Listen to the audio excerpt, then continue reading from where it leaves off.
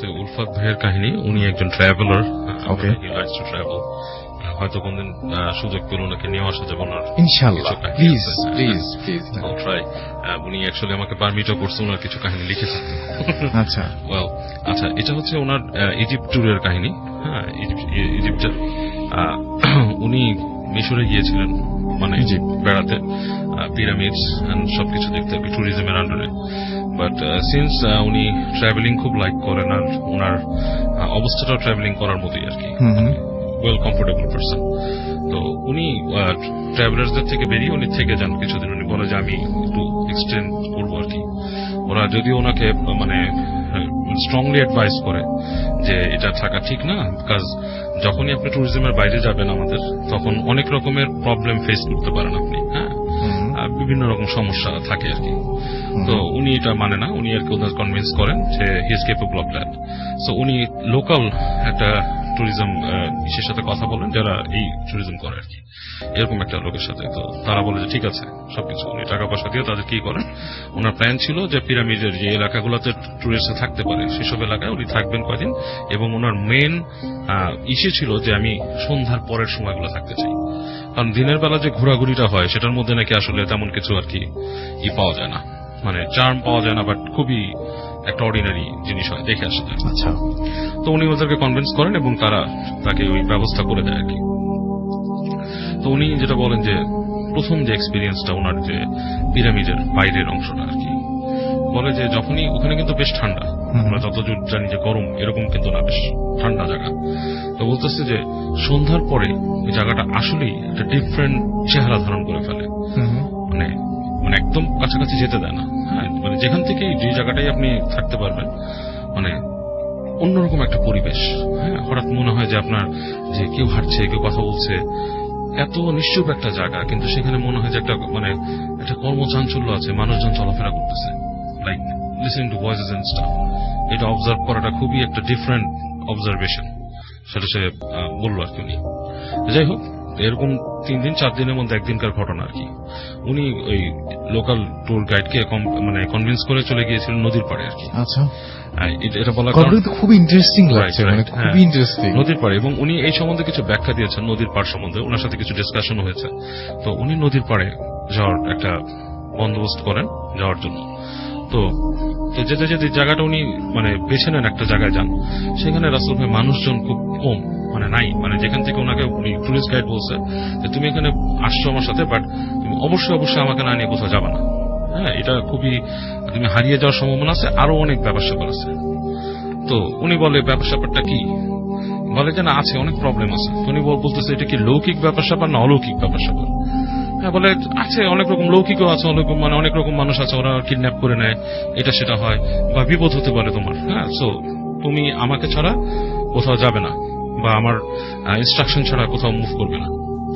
তো উনি ওদের কথা শুনে উনি ওনার মতো যারা কিউরিয়াস মাইন্ড, তারা কিন্তু আসলে কিউরিয়াস কাজকর্ম করতে পছন্দ করেন বেশি।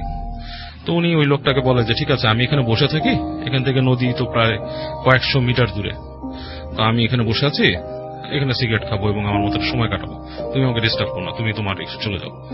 তো ওই লোকটা তার যে টেন্ট টাইপের আছে, মানে ফিক্সড টেন্ট টাইপের, ওখানে চলে যায়। উনি বসে আছে, অনেকক্ষণ বসে থাকে। তো বললো যে বেশ নীরব, হ্যাঁ, মানে শুধু নদীর শব্দ পাওয়া যাচ্ছে, এবং যে জায়গাটা গেছে একটা পাথুরে একটা জায়গা আর কি, and that's the river Nile, কিন্তু নীল নদ। তো বসে আছেন, তো পাথুরে একটা অঞ্চল, বেশি। তো একসময় উনি বসে থাকতে থাকতে উনি সিগারেট টিকেট খেয়ে একসময় বসে থাকতে ওনার ঝিমুনি চলে আসে এবং উনি ঘুমিয়ে যান। তো ওনার এক্সপিরিয়েন্স হচ্ছে, তারপরে উনি বলছে যে উনি যখন ঘুমিয়ে আছে, হঠাৎ উনি ফিল করেন যে ওনার চেতনা আসছে, জেগে গেছেন উনি, কিন্তু উনি নড়তে পারতেছেন না। ইটস লাইক বোবায় ধরার মতো একটা জিনিস, যেটা আমরা সবসময় স্লিপ প্যারালিসিস। বাট ওনার স্লিপ প্যারালিসিসটা এরকম, উনি চোখ মেলতে পারছেন, উনি চোখ মেলে দেখতেছেন যে 4-5 জন মানুষ ওনাকে চেপে ধরে রাখছে, মানে আচ্ছা আচ্ছা বোঝা যাচ্ছে মানুষ, এবং ওনার হাত পা চেপে ধরে রাখা, মানে উনি নড়তে পারছেন না। পুরো অনেক মানে চিৎকার করার চেষ্টা করতেছেন, কথা বলার চেষ্টা করতেছেন, পারতেছেন না। তো একটা সময় নাকি ওনার মানে কাইন্ড অফ লাইক সাইকোলজিক্যাল একটা মানে কথা আদান প্রদানের মতো ব্যাপার এসে গেছে, উনি মন থেকে যা বলতেছেন সেটা উত্তর পাচ্ছেন এরকম। তো উনি বলতেছেন যে আমাকে ধরে রাখছো কেন, আমি যেতে দাও, তোমরা কারা, এটা এই ধরনের কথাবার্তা আর কি, আচ্ছা আর কি জড়ানো। তারা বলতেছে যে না, এখানে যারা আসে তাদেরকে আমাদের কাছে কিছু দিয়ে যেতে হয়, তোমাকেও দিয়ে যেতে হবে এখানে। হ্যাঁ, যে তুমি কি জানো এই জায়গাটা কত পুরানো, এখানে কত কিছু আছে, আমাদের অনেক কিছুই আছে। তো উনি খুব মানে আপনার করে মানে গোঙাতে থাকে এটা সেটা, মানে এক পর্যায়ে খুবই খারাপ অবস্থা হয় এবং উনি ফিল করতে থাকে যে ওনাকে কেউ কেটে চিড়ে ফেলবে, এরকম ব্যাপার স্যাপার। তো এই পর্যায়ে অনেক গোঙাতে এক সময় দেখেন যে উনি হঠাৎ করে মানে নড়তে পারেন, কেউ নাই, একটু পর উনি পায়ের শব্দ পান যে ওই যে গাইড যে সে আসছে। মানে গাইড আসার পর ওনার শব্দ শুনে গাইড বলে, তোমার কি হয়েছে, তুমি এখানে আসছো কেন, তোমাকে আমি বলছি যে এত দূরে থাকতে, তুমি এখান থেকে একদম নদীর কাছাকাছি চলে আসছো, কাজটা ঠিক করো নেই। এখানে তোমাকে লৌকিক অলৌকিক বলতে যেটা বুঝেছি, এখানে কিন্তু কুমিরও আছে পানির পাড়ে। হ্যাঁ, তুমি এই কুমিরও তোমাকে ধরতে পারে এবং আমাদের এই নায়ালের রক্স অনেক ডেঞ্জারাস জিনিস, এসব বুঝায়। তো উনি বলে যে হাঁপাতে থাকে, বলে যে অ্যাকচুয়ালি আমি তো টুরিস্ট, আমি অ্যাডভেঞ্চারার, আমি ঘুরি, এটা আমার পছন্দের জিনিস, বাট তুমি আমাকে বলো, সিন্স তুমি টুরিস্ট গাইড, তুমি এখানে অনেক মানুষকে নিয়ে আসো, তুমি বলো অলৌকিক ব্যাপারটা কি। তো তখন ওকে বলতেছে ওনাকে যে আসলে নদী তো পুরানো অনেক, এই রিভার নায়ালি হাজার হাজার বছরের পুরানো, এছাড়া আরো অনেক নদী আছে, পৃথিবীর বিভিন্ন নদী। একটা জিনিস তুমি কেন বোঝো না, নদীতে অনেক রকম চর্চা হয়, নদীর একটা স্বতন্ত্র প্রাণ আছে। নদীর একটা স্বতন্ত্র প্রাণ আছে, যদিও এটা পাহাড় থেকে হয় বা অন্য কোনো জায়গা থেকে উৎপত্তি হয়, নদীর পাড়ে জনবসতি হয়, সেখানে একটা জনবসতির ইতিহাস থাকে। মানুষ অনেকেই তোমরা জানো, এটা আমাদের এই আফ্রিকান মিডল ইস্টার্ন প্র্যাকটিসের মধ্যেও আছে, যে নদীর মধ্যে অনেক কিছু করা হয়, অনেক রকমের তাবিজ কবজও করা হয়, অনেক প্রাচীন নাবিকরা অনেক কিছু ফেলে দিত, অনেক দৈত্য দানব জিন, তুমি যদি বিশ্বাস করে থাকো, হ্যাঁ। তো একটা নদী রাতের বেলা একটা ভিন্ন চিত্র ধারণ করে, এবং তুমি আরো জানো যে অনেকে বলে যে জলপুরি, এগুলো আসলে পিশাচ, এগুলো নদীর মধ্যেই থাকে। হ্যাঁ, এগুলো এক ধরনের পিশাচ, জিন্নাত, ওরা বলতেছে এক ধরনের জিন্নাত পিশাচ, এদের কাইন্ডটাই এরকম, এরা পানির পাশে থাকে, এরা ডিসগাইজ করতে পারে, একটা সুন্দর রূপ নিয়ে আসে মানুষের কাছে, এই করতে পারে। তো তখন উলফাত ভাই ওনার এক্সপিরিয়েন্সটা বলেন যে আমার এরকম একটা এক্সপিরিয়েন্স আছে। বলে তুমি কি জানো যে এই নীল নদের বিভিন্ন এরকম জায়গাগুলো যেখানে তোমাদের টুরিস্টদের নিয়ে আসছে, এখানে কিন্তু মামিফাইং এর কাজগুলো হতো, অনেক পুরনো, অনেক পুরনো এখানে হতো। তো অনেক মানুষ এই ধরনের জিনিস দেখে, যদিও রাতের বেলা এখানে আসার নিয়ম নাই, বাট জেলে যারা এখন অ্যাক্টিভ আছে, অনেকে আছে কিছু কিছু জায়গায় মাছ ফিশিং করে, তারা অনেকেই অনেক কাহিনী এরকম বলছে যে তারা এরকম দেখছে, কেউ দেখতে পায় যে নদীর পাড়ে কাউকে শোয়া কাটা হচ্ছে, ওই যে যা আগে হতো সেই জিনিসগুলোই। হ্যাঁ, হ্যাঁ। তুলফাত ভাই শুনে যে ভয় পেয়েছে। আচ্ছা, একটা জিনিস শুধুমাত্র জিজ্ঞেস করি, যদি আমাদের সময় বেশি না, তারপরেও যে এই জিনিসগুলো আসলে দেখায় যে এটা মানে কেন, মানে আমি যতটুকু বুঝি এবং ওনার সাথে আমি যে ডিসকাশন করছি, উনি তো ঘুরে বেড়ান, উনি বলেন যে আসলে এই এদের কাজটাই হচ্ছে, জিনদের কাজটাই হচ্ছে যে মানুষকে কিছু জিনিস রিপিটেশনস দেখানো, ভয় দেখানো। They want to prove that soul does exist, মানে সোলস গুলো আছে, souls do exist in the earth, তারা মানুষেরই আত্মা, তারা ঘুরে বেড়ায়। এটা কিন্তু আসলে আমাদের বিলিভের থেকে সম্পূর্ণ আলাদা, একদম ডিফারেন্ট রিলিজিয়াস বিলিভ। আমি আমাদের ধর্মের সোল বলে, হ্যাঁ, মানে বা অন্যান্য আত্মা যেটা আমরা বলি, হ্যাঁ, ক্রিশ্চিয়ানিটিতে বা এসব বলা হয় সোল, কিন্তু আসে না। সিম্পল একটা লজিক রাসেল ভাই, যে আপনি মানে আমরা যেটা বিশ্বাস করি সোল, আমাদের মারা যাই, এটা বিশ্বাস করতেই হবে, আমরা মারা যাই, আমাদের সোলটা আজরাইল আলাইহিস সালাম নিয়ে যায় আমাদের কাছ থেকে, নিয়ে যায়, কিন্তু উনি এটা আল্লাহর কাছে সুপুর্দ করে দেয়, সেটা একটা জায়গায় প্রিজার্ভ থাকে, তার একটা হিসাব কিতাব বা ঘুম পাড়ায় দেয়, কিছু একটা হয়। হ্যাঁ, অবশ্যই, মানে ভালো কাজ করলে তাকে ঘুম পাড়ায় দেয়, খারাপ কাজ করলে তার উপর একটা অত্যাচার হয়। যারা আত্মহত্যা করে তাদেরকে সিজিল নামে একটা স্থানে নিয়ে যায়, আটকায় রাখে, যেখানে সময়ের কোনো নাই, তারা কিয়ামত পর্যন্ত ওখানে আটকানো থাকবে। So they have no way to come back and scare people. অনেকে বলে যে ভালো কাজের জন্য, কিন্তু ওই যে আপনি বলছেন যে কারিনের যে ব্যাপারটা, এটাই বলছি যে এই কারিন ইজ এ কাইন্ড অফ জিন্নাত, যারা মানুষের সাথে সাইন থাকে, এন্ড এক একজন মানুষের লাইফ স্প্যানে থাকে এক একজন, এবং তার সেই জিনিসটাকে সে ওভার অ্যান্ড ওভার দেখাচ্ছে মানুষকে। তো এই জিনিসগুলো আসলেই সব এই জিনদেরই কাজ। হ্যাঁ, এই যে জিন বা ডিমন যাই বলেন, এদেরই কিন্তু কাজ, জিনিসগুলো তারা ওভার অ্যান্ড ওভার দেখাচ্ছে, এবং একটা জায়গা যখন পুরান হয়ে যায় তখন সেটার প্রতি তারা একটা ফ্যাসিনেশন ফিল করে, এবং ওদের নিজস্ব যে রেসিডেন্স, তাদের যে বাসস্থান, সেটাকেও সিকিউর করার দরকার আছে। আমরা যদি সবই দখল করে নিই তাহলে তোরা থাকতে পারবে না, ঠিক না? তো ওদেরও ওই জায়গাগুলোতে ওরকম থাকার একটা ব্যাপার আছে, ওরা চায় না ওদের জায়গাগুলোকে ইনভেট করুক। তো মানুষের কাছে একটা ভীতি সঞ্চার করে রাখা তাদের জন্যই। তবে নদীর যে প্রাণ আছে এটা খুব একটু ডিফারেন্ট টাইপের আমার কাছে একটু আমার কাছে হ্যাঁ, কিন্তু আমি এটা আমার কাছে নতুন না, মানে এই কথাটা, এই জন্য আমার খুব ভালো লাগলো জিনিসটা। যে আমার একটা ফ্রেন্ড, ও আমাকে একবার এই টাইপের কিছু একটা বলেছিল, এবং নদী শুধুমাত্র প্রাণ আছে এটুকু তো আপনি বললেনই, ও বলছিল যে প্রাণ শুধু না, নদী প্রতিশোধন এরকম এবং ধরনের একটা মজার একটা, আমি যদি ভুল করে থাকি যাতে আল্লাহ মাফ করে দেয়, জিনিসটা হচ্ছে একটা নীল নদের কিন্তু একটা ইতিহাস আছে যে নীল নদ এক সময় স্যাক্রিফাইস নিত।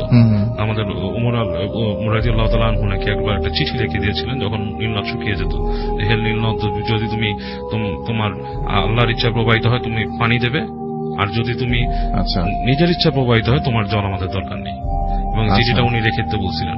তো ওইটা যখন রেখে দেয় তখন নাকি সাথে সাথে পানিতে এসে পুরা নীলনদ ভরে যায়।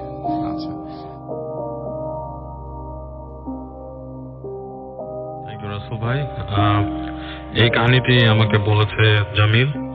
ওর বাসা হচ্ছে আপনার রাজশাহীর একটা অঞ্চলে আর কি, যে কোনো একটা গ্রামে আর কি, স্পেসিফিকলি লোকেশনটা জানি না, বাট ও আর কি ওদের ফ্যামিলির কিছু দূরসম্পর্কের আত্মীয় থেকে আপনার এই ব্ল্যাক ম্যাজিকের শিকার হয়। আচ্ছা, তো ওই কাহিনীটা শেয়ার করে আমার কাছে। এনিওয়েজ, তো ব্যাপার হচ্ছে যে জামিলদের ফ্যামিলি ছিল একসময় একান্নবর্তী পরিবার, এবং ওদের দাদার আর কি পিতৃকুলের অনেক টাকা পয়সা ছিল আর কি, just to be very rich, অনেক টাকা পয়সা ছিল। এনিওয়েজ, তো ওর ওর বড় চাচা যখন ছিল, সে ছিল কন্ট্রোলে সবকিছুর। তো উনি মারা যাওয়ার পরে ওদের সম্পত্তি কিছুটা আপনার এই ভাগাভাগির ব্যাপার চলে আসে আর কি। তো হিসাবে ওই জামিলের যে বাবা বেশ কিছু আর কি সেখান থেকে টাকা পয়সা পেয়ে যায়, এবং মানে তাদের সম্পত্তির বেশ একটা বড় চাঙ্ক ওদের ভাগ্যে জোটে আর কি। তো যাই হোক, তো এগুলোর পজিশন ওর আব্বা নেওয়ার চেষ্টা করে, বাড়িতে যায়, এবং জামিলকেও এটাতে ইনভলভ হতে হয় সবকিছুই করার পরে। আচ্ছা, তো যখন এগুলো নেয় তখন ওদের কাছে নাকি ওদের ফ্যামিলির কিছু মানুষের আর কি কিছু মানে এরকম কথাবার্তা আসে যে এই জায়গাটা তোমরা ছেড়ে দাও। আছে আপনি গ্রামে যখন অনেক বড় সম্পদ হয়, এই জায়গাটা ছেড়ে দাও, এটা সেটা এরকম মানে হ্যাঁ, মানে নাহলে ঝামেলা হবে। তো ওর বাবা তখন বলে যে আসলে আমি এখন ডিসাইড করতে পারছি না, আমার বড় ছেলে ও দেখুক, আমরা বাসায় একটা ডিসিশন নেই, তখন আমরা ঠিক করবো কাকে কোনটা ছাড়বো। মানে গ্রামে বা এরকম জায়গায় নাকি এরকম ব্যাপার থাকে যে কোনো সম্পত্তির সিগনিফিকেন্স কারো কাছে বেশি থাকে। আচ্ছা, ওটা তারা চায় যে ওটা নিতেই হবে এরকম আর কি। দেখা যাচ্ছে এই একটা অঞ্চল, সেটা একজনের ভাগে পড়ছে, বাট এটা আরেকজন চায়। Things like that. আচ্ছা, তো এরকম আলোচনার এক পর্যায়ে মানে ওর বাবা বলে যে এখন কিছুই করবো না, আমরা যেটা পাইছি ওটা নিয়ে আসছি, তারপর আমরা চিন্তা ভাবনা করে তোমাদের সাথে কথা বলবো। তো এইভাবে করে আর কি ওর বাবা একটা সেটেলমেন্টে যায়, বাট কিছু মানুষ ওদের প্রতি হ্যাপি ছিল না আর কি তখন থেকে। এনিওয়েজ, তো জামিল যখন নাকি আপনার ইন্টারমিডিয়েট শেষ করে আর কি অনার্সে ভর্তি হয়, এরকম সময় নাকি ওর লাইক সাইকোলজিক্যাল বিহেভিয়ারটা একটু চেঞ্জ হয়। তো সে বলে যে আমি পরিবারের সাথে থাকতে পছন্দ করতাম, খাওয়া দাওয়া করতাম, বাসায় একটা ফ্যামিলি টাইপ ছেলে ছিলাম আর কি। বাইরে বন্ধুদের সাথে যতটা সময় কাটাই, বাসায় একটু বেশি কাটাতাম। তো আমার ওই সময়টাতে এমন একটা চেঞ্জ আসলো যে আমি বাসায় থাকতেই চাইতাম না, বাইরে বাইরে থাকতাম, বাইরে ঘুরতাম। হ্যাঁ, রাতের বেলা বন্ধুর বাসায় থাকতে ভালো লাগতো বেশি। দেখা যেত যে এরকম মানে সবসময় এইভাবেই সময় কাটাতাম আর কি। সময় আমার লাইফ স্টাইলটা চেঞ্জ হয়ে গেল, পড়াশোনাটাও চেঞ্জ হয়ে গেল। সে একটা বাংলাদেশের বেশ রেপুটেড একটা ইউনিভার্সিটিতে চান্স পেয়েছিল। তো সেখানে যে পড়াশোনারও ক্যারিয়ারেরও খুব খারাপ অবস্থা বানিয়ে ফেললো সে। তো বুঝতে পারছিল না, নিজের অজান্তেই নাকি হচ্ছিল। তো ফ্যামিলির সবাই বলে যে ছেলেটা আসলে যেটা করতেছে সেটা হচ্ছে যে সে উচ্ছন্নে গেছে আর কি। তো বেসিক্যালি ও নিজে আবার চিন্তা করতে একটা সময় বসে যে আমি হোয়াট আই এম ডুইং, আমার তো এটা করার ঠিক না, আমার করার কথা হচ্ছে আমার পড়াশোনা করার কথা, আমার স্টাডি করার কথা, আমি কেন এরকম করতেছি। তো এরকম দেখা যেত যে কারো বাসায় যে বসে আছে, বসেই আছে ঘন্টার পর ঘন্টা বন্ধুর বাসায়, অথচ তার কিন্তু আসলে খেয়াল নাই না, এবং মন থেকে মনে হচ্ছে যে আমি বাসায় চলে গেলে ভালো হতো, বাট কিছু একটা কারণে সে ওখানে বসে আছে।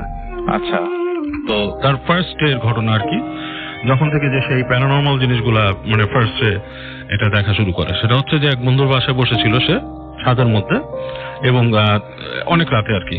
বন্ধু আর সে ছাদে আড্ডা মারতেছিল। বন্ধু এক বললো যে আমি বাসা থেকে যাই কফি নিয়ে আসি, তুই বয়। হ্যাঁ, ওরা মগ ভর্তি কফি খেত আর কি রাতে। তো একটা সময় দেখা গেল যে ও বসে আছে, বন্ধু চলে গেছে। অনেকক্ষণ পর ছাদের মধ্যে মনে হচ্ছে যে শব্দ হচ্ছে এই পাশে, মানে যেই জায়গা দিয়ে মানে সিঁড়ি ঘরের যে রুমটা থাকে ওখানে, তো টুকটুক করে শব্দ হচ্ছে। তো মনে করছে ফ্রেন্ড মনে আসছে। তো একটা মানে সিগারেট ধরায় বলতেছে অমুক আসছিস, তো কোনো খবর নাই। তো কিছু বলে কে শব্দ করতেছে, তো উঠে যায় সে ওই গেটটা খুলে ফেলে। গেটটা খুলে দেখে যে ওই জায়গাতে কেউ নাই, সিঁড়িঘর মানে একদম নিশ্চুপ খাগা। তো এই সময় সে দেখে যে তার যে সিঁড়িঘরে যে লাইটটা ছিল ওখানে, Right. ওই লাইটটা আপনার স্টার্টার করা শুরু করছে আর কি। আচ্ছা। মানে বুঝতে পেরেছি। বন্ধ হচ্ছে, হচ্ছে। হ্যাঁ, তো বলছে কি এটা কি মানে কোনো সমস্যা বা ইলেকট্রিক্যাল কোনো সমস্যা বা কিছু। এই সময় ওর কাছে মনে হচ্ছে ওর কানের কাছে কেউ এরকম করে একটা বাতাস এরকম দিচ্ছে, এবং হি ফেল লাইক ঠিক পেছনেই কেউ আছে সামনে। তো ফট করে ঘুরে দেখে কেউ নাই। এবং মানে ওই দিন থেকে নাকি ওর এই জিনিসগুলো শুরু বেশি হয়ে যায়। তো যখন ফিরে আসে ওর মাথাটা ঝিমঝিম করতেছিল, ঘামতেছিল। বাসার থেকে একটু পরে বন্ধু আসে, আসার পর বলে যে কি হচ্ছে তোর? বলে যে আমার ভালো লাগতেছে না, আমি বাসা চলে যাবো। বলে এখন তো রাত 12টা বাজছে, তুই আমার বাসায় থাক আজকে। বলে না, আমি চলে যাবো বাসায়। তো বাসায় চলে যায়।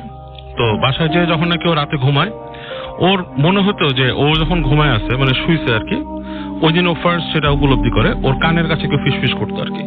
ঠিক মনে হতো যে ঘুমায় আছে, ঠিক কেউ একজন আসতো ওর কাছে, মানে মনে হতো যে কানের কাছে কেউ ফিসফিস কিছু বলে আর কি, খুব উইসপারিং টাইপের সাউন্ড, বাট মানে সো ক্লিয়ার, মানে ইটস নট লাইক অ্যাকচুয়ালি মানে দূরের কোনো উইসপার না, মানে কানের কাছে কেউ এসে কথা বলতেছে। আচ্ছা, এরকম সে ফিল করা শুরু করলো। তো ব্যাপারগুলো অনেক ডিস্টার্বিং হয়ে যাওয়ার জন্য খুবই স্বাভাবিক, খুবই ডিস্টার্বিং হয়ে যায়। এবং মানে স্লোলি যেটা হয় জামিলের, যে ও আরো চেঞ্জ হওয়া শুরু করে। সেই চেঞ্জটা হচ্ছে আগে যেটা সেটা এক্সট্রোভার্ট ছিল, বাইরে যেত, এখন সে খেয়ে যে ইনকিউবাস হয়ে যায়, ঘরের মধ্যে থাকা শুরু করে। এবং একটা পর্যায়ে তার নেচার গুলো একটা পাগলামি চলে আসে। বাসায় করতে করতে চিল্লি এটা সেটা করে, কথাবার্তা ঠিক মতো বলে না, এবং ওর আপনার এই নখ টক বড় হওয়া শুরু করে, চুল বড় হওয়া শুরু করে। বাসার মানুষ মেন্টালিও কেমন যেন একটু ডিস্টার্ব টাইপের একটা সিচুয়েশন তৈরি হয়। তা এখন ওকে চিন্তা করে যে বাসায় যে ওকে এরকম মানে রাখা ঠিক না। ও দেখা যাচ্ছে যে হঠাৎ করে খামাখা চিৎকার চেঁচামেচি করে কাউকে মার দিয়ে ফেলে এরকম। তো ওকে প্রায় দরজা তালা বেঁধে রাখতো, তালা মেরে রেখে দিত বাসার ভিতরে। আচ্ছা, তো পড়াশোনা সব বন্ধ, সবকিছু শেষ তার। তো ওর আব্বা একবার এরকম বাসার মধ্যে তার বাবার একটা ফ্রেন্ড আসছে আর কি, বয়স্ক আর কি। তো উনি এসে বলতেছে যে ওখানে গড়গড় করতেছে কি তোমার বাসায়, তোমার ওই যে রুমটার ভেতরে মনে হচ্ছে কেউ গর্জন করতেছে এরকম। ও এরকম করতো, পাগলামি করতো, দরজা লাথি মারতেই করতো। তোর বাবা বলতেছে এটা আমার ছেলে, এই ওর কিছু সমস্যা হয়েছে। কি সমস্যা হয়েছে? তো উনি যে দেখে আর কি, ওই বাসার গেটের কাছে যায়, যে ওটাকে দেখে, বলে যে আমাকে খুলে দেন দরজা। বলে না, ও উল্টাপাল্টা আচরণ করতে পারে আপনার সাথে, ব্যাপার না। তো উনি তারপর অনেক রিকোয়েস্ট করার পর দরজাটা খুলে দেয় আর কি, দেখার জন্য আর কি। তো বলছে বাবার ফ্রেন্ড যখন গেছে কথা বলতে, তখন নাকি সে পুরা অনেকটাই নর্মাল, খুব ভদ্র মতো তার সাথে কথা বলতেছে, সালাম দিয়ে এটা সেটা। তো বলতেছে তুমি এরকম করো কেন? তো ওখান থেকে বলতেছে যে না, আমি তো ওরকম করি না, আমি কোথায় আমাকে খামা কাটকায় রাখছি এখানে।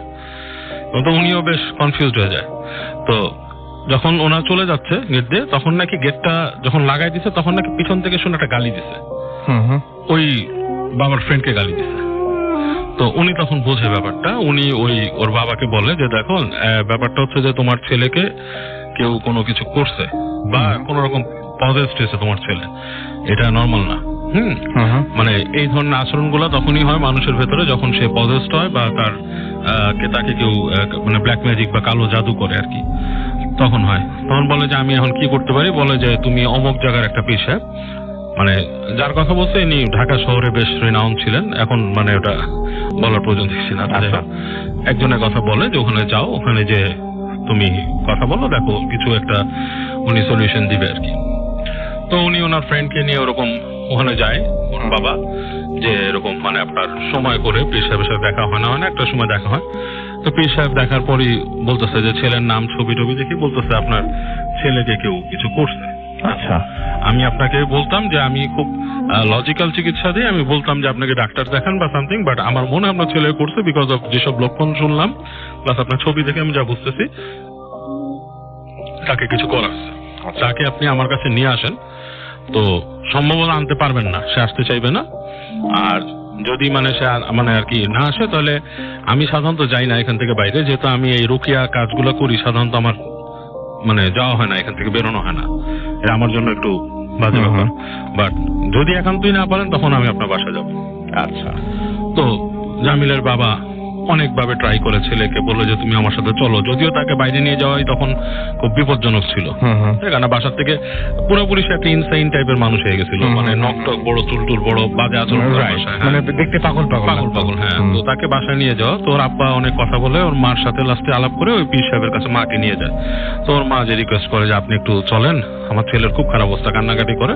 তো ওই পীর সাহেব শেষ পর্যন্ত ওদের বাসায় আসে। তো ব্যাপার হচ্ছে এগুলো কিন্তু জামিল পরবর্তীতে শুনছে, মানে he can not remember that time, সে কিন্তু ওই টাইমটা মনে করতে পারে না এখন, ঠিক আছে? সেগুলো তার শোনা কথা তার মানুষের কাছ থেকে। আচ্ছা, তো সে বলতেছে যে যখন পীর সাহেব আমাদের বাসায় আসছে, সে নাকি উদ্ভ্রান্তের মতো আচরণ করা শুরু করছে নিচ থেকে, মানে পীর সাহেব নিচে সে উপরে, তখনই নাকি উদ্ভ্রান্তের মতো আচরণ করা শুরু করছে।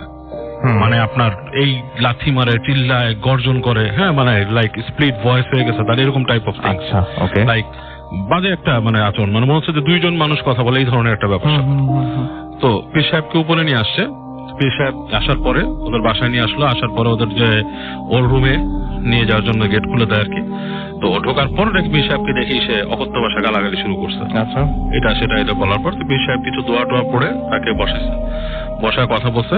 অনেকক্ষণ তাদের মধ্যে এক ধরনের তর্ক হয় রাসেল ভাই। তর্কটা সাধারণত আমরা অনেক সময় মুভিতেও দেখি, ইংলিশ ছবিতেও যখন দেখা যায় আপনার কোন রকম এক্সোসিজম হয় তখন হয়, বাট এই ধরনের জিনিসটা খুবই ন্যাচারাল জিনিস, এটাকে জানি কেউ সিনেমেটিক না ভাবে। কারণ অ্যাকচুয়ালি জিন সম্প্রদায় কিন্তু অ্যাকচুয়ালি তারা ইন্টেলিজেন্ট হলেও তাদের মাথায় কিন্তু Exist করে তারা, হ্যাঁ। এবং তাদের ইন্টেলিজেন্স থাকলেও তারা কিন্তু আমাদের সাথে থেকে লজিকে দুর্বল। ও আসলেও, হ্যাঁ, এবং আচ্ছা। যত রুকিয়া হয়, যারা মুসলিমরাই বেশি করে, এখন ইংল্যান্ডে মুসলিম যারা হুজুর আছে ওনারা বেশি করে, কিছু চার্চের ফাদাররাও করেন। তাদের মূল ব্যাপারটাই থাকে ওই এভিল এন্টিটিটাকে বোঝানো যে this is not your place, why have you come here, এখানে আসছো কেন, এটা তোমার জায়গা না। তোমাকে বিভিন্ন জায়গা না আছে, এবং বিভিন্ন রেফারেন্স দেওয়া হয়, তখন বিভিন্ন পবিত্র গ্রন্থের থেকে রেফারেন্স দেওয়া হয় যে তোমাকে এখানে আসতে না করা হয়েছে, বা তোমার এটা জায়গা না, কেন আসছো, এবং কথাটা বের করে নিয়ে আসে। এবং এরকম একটা ডিবেটের মাধ্যমে কিন্তু ওইটা বলে ফেলে তাকে, বুঝছেন, যে ওই ইসের ভিতর থেকে যে আমাকে পাঠানো হয়েছে, আমি এখানে আসতে চাই না, বাট এটা আমার কাজ না, আমাকে পাঠানো হয়েছে, এবং আমাকে যেহেতু জব অ্যাসাইন করা হয়েছে ওকে শেষ, মানে ওকে এরকম তিলে তিলে শেষ করার জন্য, আমি এটা করেই ছাড়বো। তো যাই হোক, তো ওনাকে ওই যিনি পীর সাহেব উনি কনভিন্স করেন যে তুমি এটা পারবা না, এবং তাকে ওই সময়ের জন্য তাকে ওখান থেকে তার মধ্যে থেকে স্প্লিট করে দেয়, সরায় দিয়ে তাকে কিছু তাবিজ দেয়, মানে কিছু লেখা টাখা, মানে দোয়া লেখা, এগুলো বলে পানি টানি পড়ে খায়, বিভিন্ন রকম জিনিসপত্র দেয় আর কি।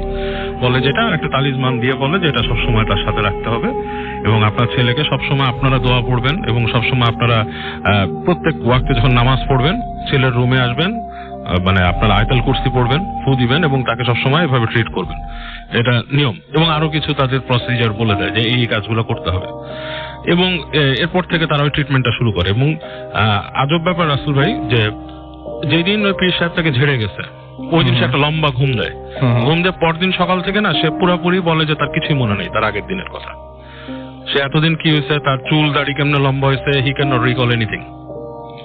আচ্ছা, এবং তার এগুলো সব নষ্ট কাটা হয়। তো যখন তাকে পরবর্তী জিজ্ঞেস করে জিনিসগুলা কি, তুমি কি এরকম হয়েছিল কেন, সে ভাষা কিছু জিনিস মনে করতে পারে।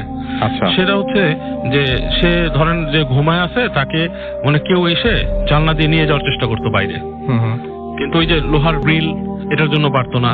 তারপর তাকে আরো কিছু জিনিস দেখাতো, মানে একটা আজব ওয়ার্ল্ড দেখাতো, যে ওয়ার্ল্ডটা সে কখনো দেখে নাই। আচ্ছা, এরকম কিছু ওয়ার্ল্ড দেখাতো, এবং আরো কিছু আজে বাজে মানে জিনিস সে দেখতো, যেটা ধরেন যে বিভৎস চেহারা, তারপর মানে এই ধরনের মানে ডিলিউশনের মধ্যে ওকে নিয়ে যেত সবসময়, ঠিক আছে। এবং মানে এই মানে ব্যাপারগুলোর মধ্যে যে সে যেত সেগুলো ভাষা সে মনে করতে পারে, বাট সবকিছু মনে করতে পারে না। তো ওই পীর সাহেব যেটা করছিল, তাদের বাসার যে বারান্দা গাছের গোড়ার থেকে অনেকগুলো তাবিজ বের করছিল, এবং ওই ছেলের রুমের থেকে একটা চামড়া বের করে নিয়ে আসছিল পরবর্তীতে। চামড়াটা কোনো মানে পশুর মতো আর কি চামড়া, এন্ড মানে এটা কোন পশুর চামড়া নোবডি ক্যান আন্ডারস্ট্যান্ড, অ্যাকচুয়ালি এটা ডিফারেন্ট, টেক্সচারটাই ডিফারেন্ট ছিল। এবং এটা দেখা বলছিল যে এগুলো আপনার ছেলেকে দিয়ে ক্ষতি করা হয়েছে, এবং আপনার ছেলেকে মানে শেষ করে দিতে চাইছিল এরা, যাতে আপনার পরবর্তী বংশধর না থাকে বা কিছু একটা, এন্ড থিংস লাইক দ্যাট। আর ব্ল্যাক ম্যাজিকের কথা উনি বলছে যে ব্ল্যাক ম্যাজিকটা করা হয় যে যেটা করা হয় যে কোনো একজন যে পড়তেছে সে সিম্পলি ল এর বাইরে যে মানে রিলিজিয়াস ল যেটা কোনো কিছু না মেনে করছে কোনো একদম। কিছু না মেনে সে অপোজিট যেটা নাকি ইভেল যেটা শয়তানকে তারা করতেছে এবং শয়তান যে কোনো একটা জিনকে চালান করে দিতেছে কাজগুলো করার জন্য।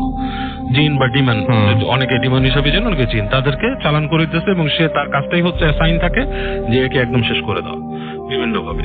ওকে, সো বাবু ভাই আমরা আপনার কাছে আবারও মানে welcome back to you again, এবং আর একটা স্টোরি ইনশাআল্লাহ আমরা শুনবো। সেটা কি ব্ল্যাক ম্যাজিক হবে না ডিফারেন্ট কোনো স্টোরি হবে? Different, it's up to you, but আমরা আবারও ফিরে আসবো আপনার কাছে।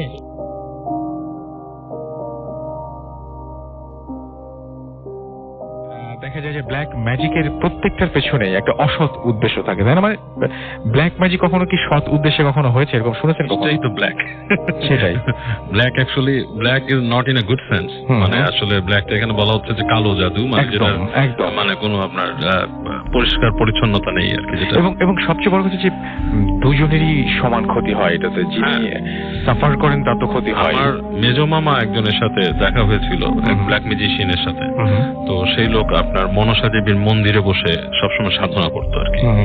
তো সেই লোক আমার মামাকে বলেছিল যে এটা করলে তো জীবন শেষ, এবং তিনি কয়েকজন ব্যক্তির নাম বলছিলেন আমার মামাকে যে এরকম কিছু ম্যাজিশিয়ান আছে যাকে বাংলাদেশে অনেকে চিনে। আচ্ছা, তো সেগুলো আমি বলবো না, আমার মামাকে বলেছিল যে এরা সবাই মৃত্যুর পর তাদের চেহারা বাদরের মতো হয়ে যাবে, এটা হচ্ছে তার কথা। এবং সে আমার মামাকে দেখাইছিল তার মুখ বের করে, পুরো মুখের ভেতরটা কালো হয়ে গেছে। তো বলতেছে আমি ব্ল্যাক ম্যাজিক করতে করতে আমার মুখের মধ্যে এরকম কালো হয়েছে এবং আমি জানি আমার স্থান কোথায়। কিন্তু আচ্ছা, তার মানে এখান থেকে ফেরার কোনো উপায় না, আসলে অবশ্যই না। এখন এটা তো ধরেন যে সৃষ্টিকর্তা পরম করুণাময়, উনি যদি কাউকে মাফ করে দেয়, কার ক্ষমা কাকে কখন করে আল্লাহ জানে, আমরা জানি না। না, আমি বলছি সেটা তো হতেই পারে, সেটা সৃষ্টিকর্তা আল্লাহ পাকের ইচ্ছা। আমি বলছি যে কেউ যদি ফিরতে চান তাহলে সুস্থভাবে ফেরাটা কোনোভাবে সম্ভব না।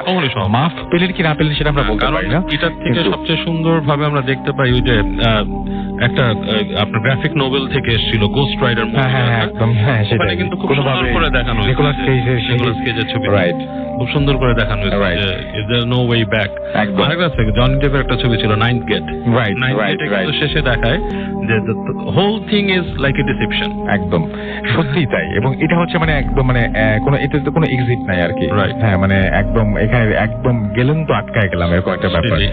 সো আমরা এই ব্ল্যাক ম্যাজিক জিনিস বলি আসলে ব্ল্যাক ম্যাজিক সংক্রান্ত যে আপনার আমাদের সাথে মূল ক্লাসটা উই হিউম্যান বিং এর সাথে মূল ক্লাসটা হচ্ছে শয়তানের। শয়তান ইবলিস এন্ড হি ইজ এ জিন, he is the leader of the জিন। জিন্না তাদের সবচেয়ে মানে খারাপটা, জিনের মধ্যে ভালো কাইন্ডও আছে, সবচেয়ে খারাপটা হচ্ছে ওই ইবলিস এবং ইবলিসের ফলোয়ার্সরা। হ্যাঁ, ওরা কিন্তু পসিবলি ওরা কখনোই মানুষকে পছন্দ করেনি এবং সৃষ্টির শুরুতেই আদম আলাইহিস সালামকে সে হিংসা করছে, পছন্দ এবং অমান্য করেছে, আল্লাহর আদেশ অমান্য করছে, মানুষকে হিংসা করছে, ইনভাইট তার শুরু। তো সে কখনোই কিন্তু মানুষের ভালো চাইবে না। কেউ যদি মনে করে যে আমি ব্ল্যাক ম্যাজিক করে I would get something out of him, না, that's not possible. Biggest deception, বড় ডিসেপশন তার জন্য। এটাই।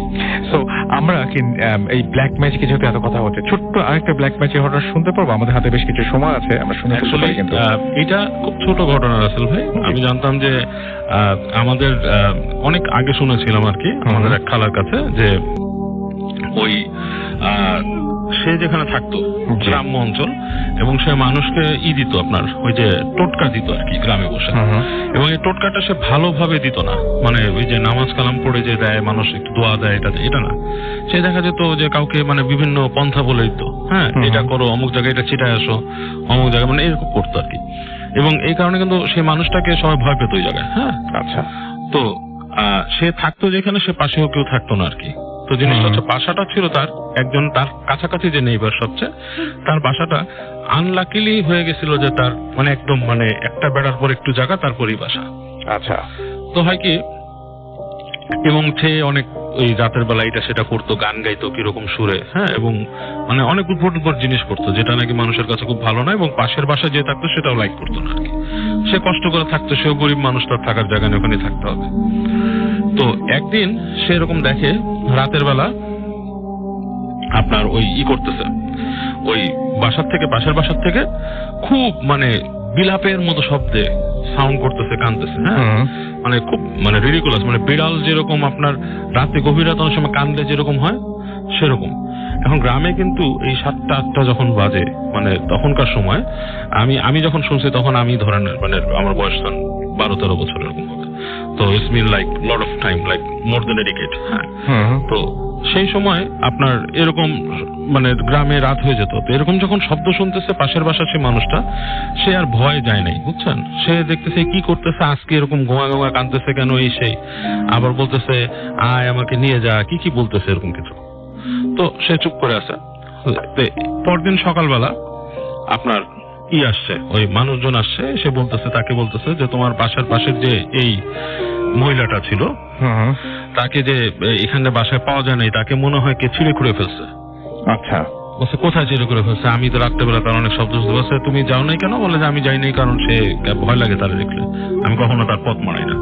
বলছে তাকে তো ওখানে ওই যে বিলের কাছে পাওয়া গেছে। আচ্ছা, এরকম ছেঁড়া করা অবস্থায় মনে হয় যে তাকে ছিঁড়ে ফেলছে কেউ, এরকম একটা পিচ্ছিরি অবস্থা।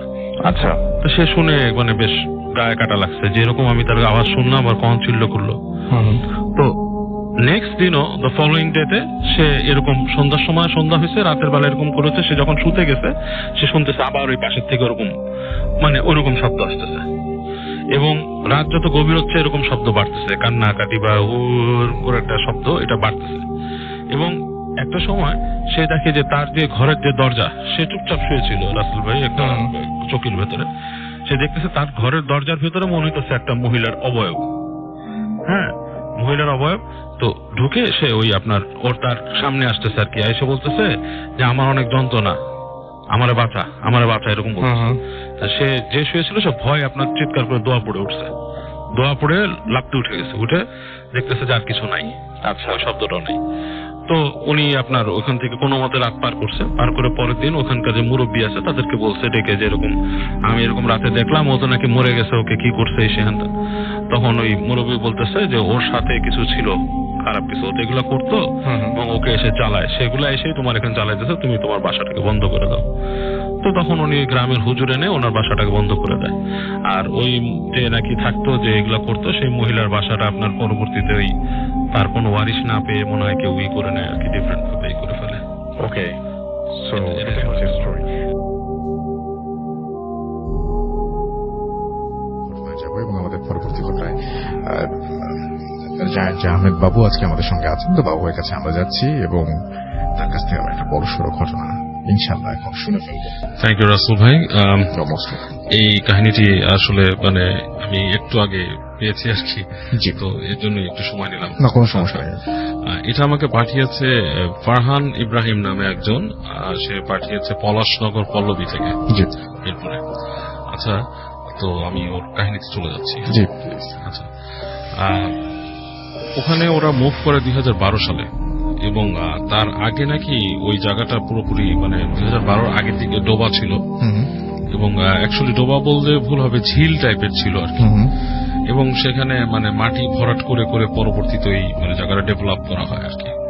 তো যখন ওখানে আপনার মাটি ফেলে তখন নাকি অনেক ইনসিডেন্ট হতো এরকম। এর আগেও আমি শুনেছি বিভিন্ন জায়গা নিয়ে যে মাটি ফেলার সময় বিভিন্ন সমস্যা হয়, এবং অনেকে নাকি স্বপ্ন দেখতো যে একটা বুড়ি তাদেরকে স্বপ্নের মধ্যে ওয়ার্ন করতো যে মানে যারা কাজ করছে তাদের নাকি এখানে না করতে, এটা আমার জায়গা। তো তারপরে তো মানুষ ডেভেলপমেন্ট তো সব জায়গায় হতেই থাকে। তো ওই জায়গায় নাকি বাচ্চারা নামলে পানিতে হারিয়ে যেত। ওটা নাকি বেশ মানে এই জায়গাটা এটার জন্যই ছিল যে বাচ্চারা ওই ঝিলে নামলে হারিয়ে যেত, এবং বেশিরভাগই যারা হারিয়ে যেত তাদের মানে অনেকের কথা আছে যে পায়ের নিচে কেউ টান দিয়ে নিয়ে যেত। এরকম কাহিনী অনেক শুনেছি এর আগেও। আমাদের এমনকি আপনি জানেন যে আমাদের মোহাম্মদপুর লালমাটি এলাকাতেও একটা এরকম কথা প্রচলিত আছে। যাই হোক, তো এটার একটা প্রুফ হিসাবে এসে বলেছে যে একবার দুইটা ভাই গোসল করছিল, তো একজন এরকম আপনার হঠাৎ করে পানির তলে চলে যায়, আরেকজনও ডুবে যাচ্ছিল। এই সময় একজন পথচারী সেখান থেকে তাকে সেভ করে, এবং তাকে যখন মানে ওঠানো হয় তখন সে বলছে যে তাদের পা ধরে একটু টানছে পানির নিচে। এই কাহিনীগুলো বলার কারণ হচ্ছে যে এই ঘটনার সাথে এগুলোর কিছু লিঙ্ক আছে আর কি এটার সাথে। এবং ওই বাচ্চাগুলো যখন মানে ভেসে উঠতো তখন নাকি ঠিক সোজা ভাবে ভেসে উঠতো পানির তল থেকে, একদম মানে সোজাসুজি। তো যাক, এইভাবে আর কি ওখানকার কিছু ঘটনা প্রচলিত আছে। তো ওখানে জায়গাটা এরকম ভরাট হয়। তো ওরা যখন 2012 সালে ওখানে মুভ করার পরে ওই বাসাটা আর কি ও যাওয়ার পরে নাকি প্রথম ফিল করতো যে কোন একটা হাঁটছে রাতের মধ্যে, মনে হতো যে তার আশেপাশে কেউ আছে, তার উপস্থিতি সে ফিল করতে থাকে আশেপাশে। তো সবসময় একটা অস্বস্তি ফিলিংস নিয়ে থাকতো। তো একদিন রাতে নাকি সে আপনার ঘুমিয়ে আছে, ঘর অন্ধকার, মানে হালকা আলো আসছে জানলা দিয়ে আর কি। তো এরকম সময় হঠাৎ দেখে যে তার যে পড়ার টেবিল, সে টেবিলের উপরে একটা কালো রঙের বেড়াল, মানে বেড়াল বুঝতে পেরেছে ফার্স্ট আকৃতিতে, কারণ এটা ছিল কালো রঙের একটা বেড়াল এবং চোখ দেখে এবং ই দেখে মানে জল করছে আর কি। তো ও তাকাতে বিড়ালটা তার দিকে তাকায় এবং within a matter of Flick, মানে চোখ ফেলতে না ফেলতে বেড়ালটা ওখান থেকে লাফ দিয়ে ঠিক বিছনার সামনে চলে আসে। এসেই নাকি যখন ল্যান্ড করে তখন একটা কালো বস্তুতে পরিণত হয়, লাইক মানুষের মতো। আচ্ছা, মনে হচ্ছে যে কালো একটা জব্বা বাল খেল্লা পড়া কোনো কিছু, এবং এটা সেকেন্ড আরেকটা লাভ দেয় এবং সেটাতে নাকি সে মশারি ভেদ করে ঠিক ওর শরীরের উপর এসে পড়ে এবং শরীরের উপর পড়েই যেন ওকে আপনার মানে ওর ভেতরে ঢুকে যায় এরকম একটা ব্যাপার, এবং সে তার সেন্স অনেকটাই মানে হারিয়ে ফেলে, কথা বলতে পারছিল না, ঘুমাচ্ছিল জাস্ট লাইক বোবায় ধরার মতো। এবং এই সময় নাকি সে তখন টান দিয়ে তার নিজের গেঞ্জি ছিঁড়ে ফেলে শরীর থেকে এবং নিজের বুক খামচাতে থাকে সে। আচ্ছা, হ্যাঁ। তো এরকম একটা পর্যায়ে মানে সে খুব কষ্ট পেতে থাকে এবং হঠাৎ তার কিছুটা সেন্স হয়, সে দোয়া পড়ার চেষ্টা করে আয়াতুল কুরসি, এবং আয়াতুল কুরসি কিছুটা পড়ার পরই নাকি তার শরীরটা হালকা হয়ে যায়, আচ্ছা ছেড়ে দেয় তাকে। আচ্ছা, তো পরদিন সে তার মাকে এটা বলে যে এরকম হয়েছে। তো তার মা তার কথা বিশ্বাস করে না, সে খামচির দাগ দেখে তাও বিশ্বাস করে না, কারণ তার মা মনে করে যে তার নানার বাসায় থাকতো, সেখান থেকে এখানে আসছে, হয়তো সেই বাসার প্রতি তার একটা মায়া লেগে আছে এবং সে এই কারণে ওখানে চলে যেতে চায়, এইসব কারণে মা বিশ্বাস করে না কথাটা। তো যাই হোক, তারপরও ও প্রচন্ড ভয় পায় ঘরটার ভেতরে।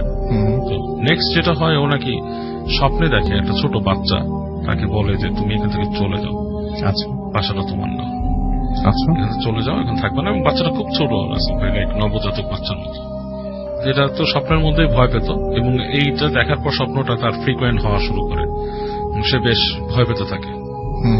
তো একদিন সে দেখে এরকম সময় যে এই যখন এরকম ভয় পাচ্ছে, একদিন বিকালবেলা নাকি ঠিক মানে আসরের পরে আর কি, একটা মানে যখন নাকি পড়তে পারে এরকম সময় সে এসে তার রুমে হঠাৎ ঢুকে দেখে যে একটা বাচ্চা বসে আছে সেখানে, বাচ্চা বসে আছে এবং তার দিকে দেখে হাসছে।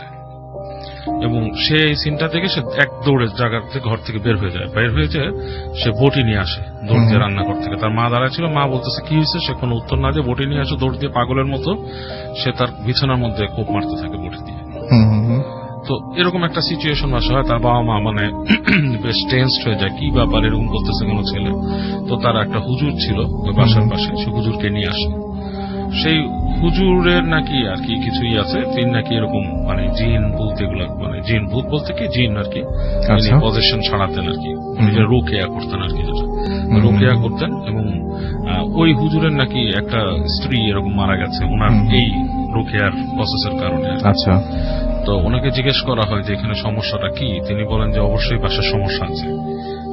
বেসিক্যালি বাসাটা করা হয়েছে এমন একটা জায়গার উপরে যেখানে নাকি এরকম বাচ্চারা ডুবে মারা গেছে এখানে এই জায়গাটায়, এবং এই বাসাটা এইভাবেই আর কি প্রবলেম আর কি, এখানে জায়গাটা ঠিক না। যাই হোক, হুজুর নাকি বাসার মধ্যে কিছু আপনার ওদের ফ্ল্যাটে কিছু পেরেক দোয়া পড়ে পুঁতে দেয় ওই জায়গায়, এবং ওইখানে নাকি ততদিন মানে ওর রুমটাতে আর তখন কিছু দেখছিল না। বাট নেক্সট যে জিনিসটা হয়, ও নাকি একদিন দেখে যে বাসার থেকে এরকম বারান্দায় দাঁড়ায় ছিল, বারান্দায় দেখে যে উপর থেকে একটা কি চুলের মতো এরকম পড়ে আসে নিচে। তো সে থেকে বাসায় দৌড়ে চলে আসে, চলে আসার পর মানে আসলে প্রবলেমটা রুমে তেমন হচ্ছে না, ওর তো বারান্দায় দেখছে। আচ্ছা, এবং ওর রুমের মধ্যেও সে একটা এক্সিস্টেন্স মানে মনে হয় কেউ একটা আছে এরকম লাগে আর কি। তো নাকি একদিন বলে এরকম যে ওর ইসে যে আমাকে এরকম ডিস্টার্ব করো না, কেউ হলে তোমার দরকার হলে তুমি এখানে শুয়ে থাকো, এখানে বসে থাকো, বাট আমাকে ডিস্টার্ব করো না তুমি, এরকম বলে। তোমাকে আমি মিষ্টি খাও, সে নাকি এরকম বলে, অনেকের কাছে শুনে যে এসব জিনভূত মিষ্টি খায়। তো এটা বলে নাকি সে ওই তার ইসের উপরে ওই যে ওই আলমারির উপরে নাকি সে মিষ্টি রাখছে একটা কালো জাম রেখে, সে রাতের বেলা আপনার ঘুমাইছে আর কি। তো সকালবেলা নাকি দেখে যে তার আম্মা তাকে খুব ডাকতেছে যে উঠো উঠো, ভয়ের তো চোখ ওর মায়ের। তো কি হয়েছে, সে উঠছে কি হয়েছে বলে যে ওর আম্মা নাকি বলতেছে যে ওই ড্রয়িং রুমে তার আম্মা গেছে, তার আগে নাকি তার আম্মা যখন ড্রয়িং রুমে নামাজ পড়তেছিল একবার, তখন নাকি দূরে দেখছে যে সোফার মধ্যে সোফার কালারের কিছু একটা বসা, সোফার কালারের সাথে সোফার কালারের সাথে মিলে গেছে, ভয়ঙ্কর ব্যাপার এটা। জাস্ট লাইক ওই কালার। বাট ওই দিন সকালে যেটা হয়েছে, ওর আম্মা রাত্রেবেলা যাচ্ছিল রান্নাঘরের দিকে ভোরের দিকে, যাওয়ার সময় দেখে যে সোফার ওখানে বসা একটা সাদা কাপড় পরা কিছু একটা বসা, চেহারাটা খুবই বিদঘুটে একটা চেহারা। সে নাকি তার মাকে বলতেছে যে মিষ্টি সরাইছিস কেন, এটা দেখে নাকি। এবং মানে উনি তো জানতেন না নিশ্চয়ই মিষ্টির ব্যাপার বা এরকম কোনো কিছু, কিছুই জানতেন না, রাইট? তো উনি নাকি এটা শুনে ভয় পেয়ে গেছে হঠাৎ করে এরকম একটা কিছু দেখে, মানে সাদা কাপড়ের মধ্যে কালো চেহারা, বিদঘুটে চেহারা করে। তো উনি সাথে সাথে দোয়া পড়ে উঠছে, দোয়া পড়ার সাথে সাথে নাকি ওইটা মানে ভ্যানিশ হয়ে গেছে, মানে রান্নাঘরের দিকে ভ্যানিশ হয়ে গেছে। তো ছেলেকে বলছে, ছেলেও গেছে রান্না করে, ছেলে নাকি তার মাকে জিজ্ঞেস করছে তুমি মিষ্টি সরাইছো কেন, তো বলে আমি এখানে মিষ্টি রাখছিলাম। হ্যাঁ, তো তুমি সরাইছো নাকি? তার মা নাকি বলছে হ্যাঁ আমি মিষ্টি সরাইছিলাম, এখানে মিষ্টি দেখে একটা প্লেট দেখে সরাই রাখছি। ঠিক আছে, তো যাই হোক, তো এরপর ওই যে দোয়া দুরুদ আরো পড়ার পর ওই বাসায় ওই ফ্ল্যাটে ওরা আর কি তেমন একটা কিছু দেখে নাই। বাট ওই বাড়ির সম্বন্ধে আরো কিছু ঘটনা আমাকে বলছে যে ওই বাড়ির ছাদের উপরে নাকি একজন লোক থাকতো। সে আপনার একদিন দেখে যে গাছের পাশে, তাদের যে উপরে গাছ আছে ছাদের মধ্যে বিভিন্ন গাছ রাখা, তো ওগুলোতে সার দেওয়া হয়, গোবর। তো উনি নাকি একদিন রাতের বেলা উঠছে, উঠে দেখে যে ঠিক গাছের পাশে কি যেন একটা নড়াচড়া করতেছে, টবের কাছে সাদা কিছু। উনি কিউরিয়াস কি নড়তেছে, উনি তাকায় দেখে যে একটা মানুষ মনে হয় সাদা কাপড় পরা। উনি ফার্স্টে মনে করছে কেউ নাকি, তো উনি ডাক দিছে এই কে। তো উনি যখন ডাক দিছে তখন নাকি ফিরে দেখে কি একটা জিনিস এরকম করে হাত দিয়ে গোবর খাচ্ছে এবং চেহারাটা একদম কালো কুচকুচে। তো উনি যখন ডাক দিছে ওনার দিক একবার তাকায় নাকি লাফ দিছে ছাদের উপর থেকে। উনি নাকি মানে থতমত খেয়ে উনি পাশে যে উকি দিছে, উকি দিয়ে দেখে যে আপনার ওই কার্নিশের উপরে বসে আছে এটা। আচ্ছা, ভয়ের চোটে উনি ভেতরে ঢুকে আসছে আর উনি বাইরে যায়নি। এরপরে নাকি ওই ছাদের লোকটা মাঝে মাঝে দেখতো, এটা উনি দেখছে এরপরে যে ঠিক আগুনের মতো আর কি, কুণ্ডুলির মতো ছাদের এ পাশ থেকে ওই পাশে দৌড়ায় গভীর রাতে যায়।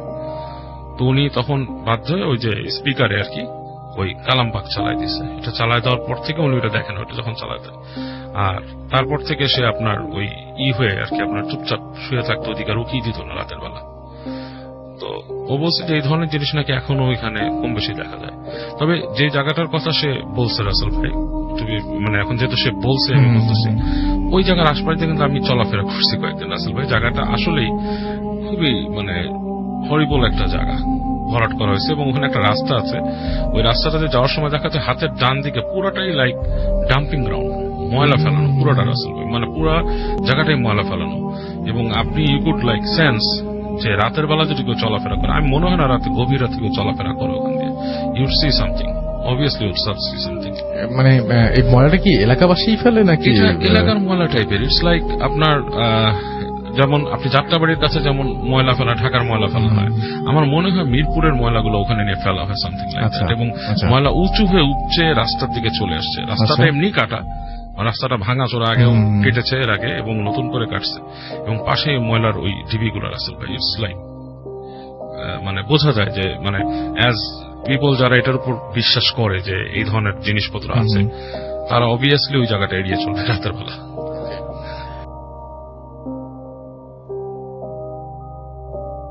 আর একটা ছোট মানে কথা বলতে চাই, অ্যাজ আমি হঠাৎ শুনে মনে পড়লো লাশ কাটা ঘর নিয়ে খুব কিউরিয়াসিটি মানুষের জন্য। অ্যাকচুয়ালি লাশ কাটা ঘর এই জিনিসটা নিয়ে মানুষের অনেক কিউরিয়াসিটি, অনেক ভয়, অনেক কিছু কাজ করে। ভয়টা কিছুতে কাজ করে? একজন মানুষ মরে গেছে সেটা থেকে না, তবে মরে যাওয়া মানুষের আশপাশ দিয়ে যারা ঘুরে, সেটা কিন্তু খুব খারাপ রকমের একটা খারাপ জিনিস, এন্টিটিস। হ্যাঁ, আপনি একবার আমরা আলোচনা করেছিলাম এটা নিয়ে। হ্যাঁ, সেটাই, এটা কিন্তু খুবই খারাপ একটা এন্টিটি, এবং এই কারণে কিন্তু ধর্মসম্মতভাবে বলা হয়, আমাদের ইসলাম ধর্মে তো বলা হয় এবং অন্যান্য ধর্মেও বলা হয় যত দ্রুত সম্ভব সৎকার করে ফেলা লাশটাকে। এবং এই ধরনের জিনিস যদি কারো উপরে আসর করে, আপনি হয়তো জানেন রাসেল ভাই, আপনার মনে আছে কিনা, আমরা অনেক ছোট ছিলাম তখন, একজন মানুষ ছিলেন যিনি মানুষের কলিজা খেতেন পুরান ঢাকায়, এবং তার কিন্তু মাথায় সমস্যা ছিল, এবং সে তার জীবনী পড়েছি আমি সেখানে, মানে তার অ্যাবনর্মাল সাইকোলজি জানার জন্য। তো তো সে বলেছে তাকে একজন ডোমের সন্তান নিয়ে যেত এক সময় লাশ কাটা করে, সেখান থেকেই তাকে প্রথম লাশ খাওয়া শেখানো হয় এবং সে বিভিন্ন রকমের মানে খুবই ভয়ঙ্কর জিনিসপত্র হয়। হ্যানিবল তো হ্যানিবল তো অন্য জিনিস, কাল্পনিক কিন্তু চরিত্র। ঠিক, হ্যাঁ হ্যাঁ সেটা এটা হচ্ছে বাস্তব হ্যানিবলের থেকে প্রচন্ড ভয়ঙ্কর একটা জিনিস। এই লোকটা নাকি পরবর্তীতে সুস্থ হয় তাকে চিকিৎসার পরে, বাট কেউ বিশ্বাস করতো না তাকে, ঠিক আছে, বিশেষ করা যায় না তো আসলে। হ্যাঁ সেটাই। তো লাশ কাটা ঘর নিয়ে বেশি ব্যাপার আগ্রহ থাকাটা আসলে আমার মনে হয় সমুচীন হবে, সমুচীন হবে না। সেটাই সেটাই সেটাই। কোন সময় কাকে কোন অ্যাবনর্মাল সাইকোলজি অ্যাটাক করে, আই ডোন্ট নো। আচ্ছা যাক, এখন যেটা বলবো মাছ নিয়ে রাসেল ভাই, যে আপনি যে একটু আগে বললেন যে মাছ জাল টান নিয়ে যাচ্ছে, মাছের সাথে কিন্তু পিশাচের একটা বাজে, মানে অ্যাকচুয়ালি এই ধরনের যে বাজে জিনিসটা জিন বা আমরা যেটা বলি আর কি, এদের বিভিন্ন কাইন্ড আছে। একটা শ্রেণী আছে যারা পানির আশেপাশেই থাকে এবং মাছের সাথে আমিও এটা, এবং এটাকে গ্রামে কিন্তু ওই যে মেচভূত এরকম টাইপের নামে, নামটাই আছে। এবং এমনকি আমরা এই যে রূপকথাতে বলি মারমেইড, এটাও কিন্তু এক ধরনের এই ধরনেরই বাজে এন্টিটিস। যদিও আমার কাছে পুরো যে ব্যাপারে ফেরি টেল বললেও, বাট এটা যাদের কাছে শুনেছি এবং আমি কিছু প্রাচীন বইও পড়েছি যে সেখানে লেখা আছে মারমেইডের চেহারা সুন্দর মনে করার কোনো কারণ নেই, মারমেইড দেখতে খুবই কুৎসিত। হ্যাঁ এরকম পড়েছি আমি, এবং আমি খুব ভয়ঙ্কর বর্ণনাও পড়েছি সেটা। হ্যাঁ মানে সেটা অবশ্য যে ইস্ট মানে ওয়েস্টের না, ওয়েস্টে তো জিনিসটাকে অনেক সুন্দর করে মানে এটাকে আসলে মানুষ কালার করে দেয়। ওই যে আপনি যে বললেন যে ওই যাদের কথা বললেন আলোচনা করতে চান, তারা অনেক কিছু চেঞ্জ করে ফেলে পৃথিবীতে। আচ্ছা যাই হোক, তো ভৌতিক ব্যাপারটা হচ্ছে এই মাছের ব্যাপারটা। আমি খুব ছোট ছিলাম, আমি তখন মানে আমার বয়স তখন হয়তো 6 মাস বা 1 বছর। আমার শোনা কাহিনী, আমার ছোট মামার কাছে শোনা। আমার ছোট মামা আমার থেকে বয়সে 5-6 বছরের বড়, বেশি বড় না, উনি ছোট ছিলেন। তো সে খেলতে গিয়েছিল, আমি তখন আমার নানা বাড়িতে, সে পাশের যে পুকুর ছিল, আমার নানা বাড়িটা হচ্ছে আপনার ইব্রাহিমপুর এলাকাটা হচ্ছে খুব একটু তখন বেশ গ্রাম ভাব ছিল ওই সময়। তো ওখানে একটা পুকুর ছিল, পুকুরটা নিয়ে অনেকেই বদনাম শুনেছে, অনেকেই নাকি অনেক কিছু দেখতে পুকুরে পারে। তো একজন আমার ছোট মামাকে বলে যে এই পুকুরের পাড়ে একটা জায়গায় বলে কি আমার একটা সোনার আংটি হারিয়ে গেছে, তুমি খুঁজে দিতে পারবে? আমার মামা খুব আগ্রহ নিয়ে সে ছোট মানুষ, সে ওই পানিতে খুব মানে সারাদিন লাফালাফি করে আংটি খোঁজার জন্য। এটা কি আর পাওয়া যায়? সে কিছুই পায় না। সে দুপুরের পরে বাসায় আসে। বাসায় আসার পরে আমি তখন আমার মায়ের কোলে ছিলাম, তো উনি আমাকে কোলে নিতে চায়।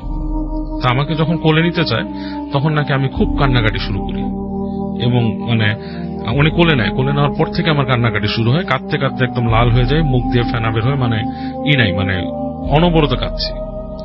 এরকম সময় আমার আম্মা তখন আমাকে, এখন কোন না পেয়ে উনি দোয়া পড়ে না, তারপরে উনি নিয়ে যায় এক হুজুরের কাছে, ওখানে কাছাকাছি একজন মৌলানা ছিলেন ওনার কাছে।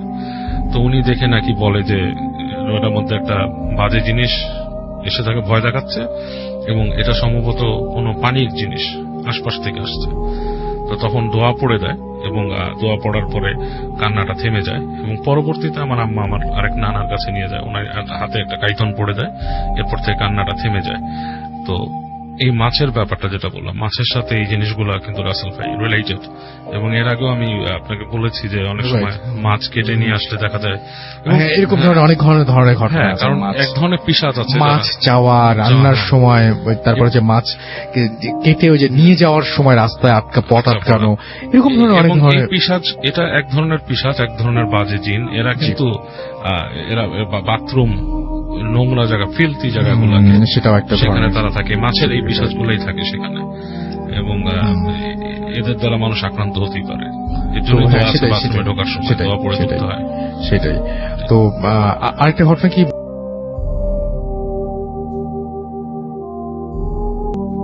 আপনার ঘটনা দিয়ে শুরু করতে চাই আজকে প্রথম। ওকে রাসেল ভাই, যে ঘটনাটা আজকে বলবো, এই ঘটনাটা আসলে একজন মানুষের বলা, যিনি আপনার এই ধরনের কাজকর্ম করেন, মানে মানুষের এই পজেশন ছাড়ান, জিন ভূত ছাড়ান। ওনার ঘটনাটা একটু ডিফারেন্ট ভাবে বলি, ওনার মুখ থেকে শোনা যে উনি একবার দুপুরবেলা শুয়ে আছেন আর কি, এই সময় ওনার কাছে আর কি একজন আসেন, একজন মানে বৃদ্ধ লোক, এসে বলেন যে আমি আপনার কাছে আছেন, অমুক আছেন কিনা বাসায়, আপনি কি করছেন, এসে আপনার সাথে কথা বলতে চাই, আপনি কি ব্যস্ত বা এসে? তো উনি বলেন যে না আমি আছি, কি ব্যাপার? বলে যে আমি আপনার কাছে এসেছি একটা সমস্যা নিয়ে, যে আমার ছেলে সে অনেক অ্যাবনর্মাল বিহেভিয়ার করে, আমি শুনেছি আপনি এই ধরনের জিনিসের চিকিৎসা করেন, তো আমি মানে ওর ব্যাপারটা নিয়ে আপনার সাথে আলোচনা করতে চাই। উনি বলেন যে দেখেন, আমি চিকিৎসা করি মানে এটা আমার পেশা ঠিক না, এটা আমি মানুষের উপকার করি। মানুষের হয় মানে মানুষের অনেক প্রয়োজন হয়, আমার আলাদা প্রফেশন আছে, আর এটা হচ্ছে আমি এক্সট্রা করি। তো বলে যে না মানে আমার বাসায় মানে আমি তো আসলে অন্য ধর্মাবলম্বী, আপনার ধর্ম আমার ধর্ম এক না, রিলিজন, বাট তারপর আপনার কথা শুনে আমার ইচ্ছা হয়েছে আপনার সাহায্য নেই। আমার পরিবারে যদিও সেটা মানে না খুব একটা যে অন্য কোনো ধর্মের কাউকে নিয়ে আসা, বাট স্টিল আমি চাই যে আপনি একটু থাকেন সেরকম সময়। আচ্ছা, তো উনি বলে কি সমস্যা আপনার ছেলের? মানে আমার ছেলের সমস্যাটা একটু অন্যরকম। সে একটা বিশেষ ইনসিডেন্টের পরে সে ডিফারেন্ট হয়ে যায় এবং তারপর থেকে তার মধ্যে উদ্ভট সব আচরণ ভর করে। সে পাগলের মতো আচরণ করে, মাঝে মাঝে এমন কিছু করে বসে যেটা নাকি সাধারণভাবে সে করতো না বা সাধারণ মানুষও করে না। তো উনি বলতেছে যে কি করেন আপনার ছেলে? আপনার ছেলে তো সাধারণ কোনো মানসিক সমস্যা হতে পারে। বলতেছে না, মানসিক সমস্যা ঠিক না, ওর জিনিসটা মানসিক সমস্যার মতো না। জিনিসটা আমাদের কাছে মনে হয় যে, এবং আমাকে বলেছে মানে ওনাদের যারা চিকিৎসা করেন তার মধ্যে একজন ওঝা টাইপের, তিনি বলেছেন যে তাকে আত্মা পজেস করেছে, মানে আত্মা তার উপর ভর করেছে। তো বলে সে কি করে? বলে যে ধরেন রাতের বেলা হঠাৎ করে গোঙাতে থাকবে, এবং সে পাগলের মতো অবস্থা, তাকে এখন আটকেই রাখতে হয় আমাদের। গোঙাতে থাকবে, ঘরের মধ্যে উঠে মানে দেখা যাচ্ছে যে এমন কিছু ভাঙচুর করে মানে বলার মতো না, তাকে পাওয়া যায় না, মাঝে মাঝে মানে উধাও হয়ে যায়, এরকম একটা জিনিস। আচ্ছা, তো যাই হোক, উনি বলে আচ্ছা ঠিক আছে, ওই লোকটার বিশেষ রিকোয়েস্টে উনি রাজি হয় একসময় যে ওনার বাসায় যাওয়ার জন্য। তো যেটা হয় উনি বলে যে কি ব্যাপারে, বলে যে আমাদের একটা মানে ক্ষণ আছে, কালক্ষণ, মানে যে সময় আমরা এই চিকিৎসাটা করি এরকম একটা সময় আপনি আমাদের এখানে একটু প্রেজেন্ট থাকবেন আচ্ছা আমার সাথে। তো ওনাকে অনেক রিকোয়েস্ট করার পর উনি যায়। তো যে দেখে রাতের বেলা একটা বাসাটা আপনার মানে ঢাকার একটু রিমোট অঞ্চলে সেখানে, তো ঢাকার মধ্যে আর কি একটু মানে একটু অন্য সাইডে, ঢাকার ইসে না। তো উনি যেখানে যায় যে দেখে যে একটা বাসাটার আপনার মানে সেটাকে বলা হয় সেমি পাকা, মানে দেয়াল ঘেরা টিনের ছাদালা একটা বাসা। তো সেখানে উনাকে বসতে দেয়, প্রচন্ড ধূপের গন্ধ, যার ভেতরে ধূপ জ্বলতেছে। তো এরকম সময় 2-4 জন মানুষ বসা হালকা আপনার আলোতে বসে আছে। তো একজন মানুষ সে বসে আছে, একটা ছেলে মানুষ, তার চুলগুলো বেশ বড় বড় এবং আপনার মানে চুল দিয়ে সে মাথা ঢেকে বসে আছে, এবং তার ঠিক সামনেই একটা মহিলা বসা, সে মহিলার হাতে একটা ঝাড়ুর মতো, সেটা নিয়ে সে বসে আছে, ধূপ জ্বলছে হালকা, ছোট যে পৃথিবীর মতো জ্বলতেছে রুমের ভিতরে। তো তাদেরকে বসতে দেয়, বসতে দেওয়ার পর তখন বলে যে কি হয়েছে, বলে যে এর কাছে এর উপর আত্মা ভর করছে এবং আমি আত্মাগুলাকে আনবো এবং তার আত্মাকে আমি ছাড়াবো এখান থেকে, আত্মাকে সরাইতে হবে। তো যাই হোক, ওখানে প্রসিজার শুরু হয়, সবাইকে বলে যে তোমরা সাবধানে বসো, কারণ আত্মা দুষ্ট আত্মা অন্য ঘাড়েও ভর করতে পারে, এরকম কিছু। তো যারা বসেছিল তাদের মধ্যে একজন উঠে চলে যায়। তো যিনি গিয়েছিলেন, যিনি আর কি কাহিনীটা শেয়ার করেছেন, উনি তো আসলে ভয় পাওয়ার মতো মানুষ না, কারণ উনি এই কাজগুলোই করেন, অন্য প্রসিজারে উনি বসে আছেন। তো ওই সময় হঠাৎ করে দেখে যে ঘরটা বন্ধ করে সে মানে তার মতো আর কি প্রসিজার শুরু করে দেয়। তো একটা পর্যায়ে দেখে যে আপনার ঘরের মধ্যে যে পিদিম গুলো আছে সেগুলো নিভু হয়ে যায়, এবং হঠাৎ করে দেখে ঘরে কোনো একটা সাইড থেকে এখানে বাতাস ঢোকার মতো কোনো অবস্থা নেই আসলে, সেখানে মানে রুমগুলো একটার পর একটা রুম এরকম আর কি। হঠাৎ করে দমকা বাতাস এসে যে পিদিম ছিল সেগুলো নিভে যায়, ওখানে নিভে যায়, এবং ঘরের মধ্যে কেমন শিশির মানে নাকি কণ্ঠে বা এভাবে করে কথা বলছে টেনে টেনে। তো বলতেছে আমাকে কেন আনা হয়েছে এখানে, আমি এখানে আসছি, আমাকে জোর করে কেন আনা হয়েছে, এই ধরনের কথাবার্তা বলতেছে। তো উনি যেটা বললো যে এটা বেশ কণ্ঠটা বেশ পৈশাচিক মনে হয়েছে ওনার কাছে, এটা স্বাভাবিক মানুষের পক্ষে এটা বলা, এরকম করা সম্ভব না। এটা না পুরুষ না নারী এরকম একটা কণ্ঠ, এবং ওনার লাইফে এরকম কণ্ঠ উনি কিছু শুনেছেন, বাট এটা একটু এক্সট্রিম পর্যায়ে ছিল আর কি। তো উনি শোনার পর উনি মানে বুঝতে পারেন সামথিং, উনি যেহেতু নিজে কাজ করেন, যে সামথিং ইভেল ইজ হিয়ার, এবং সেটা কোন একটা এন্টিটি। যাই হোক, উনি তখন ভাঙছেন না ব্যাপারটা।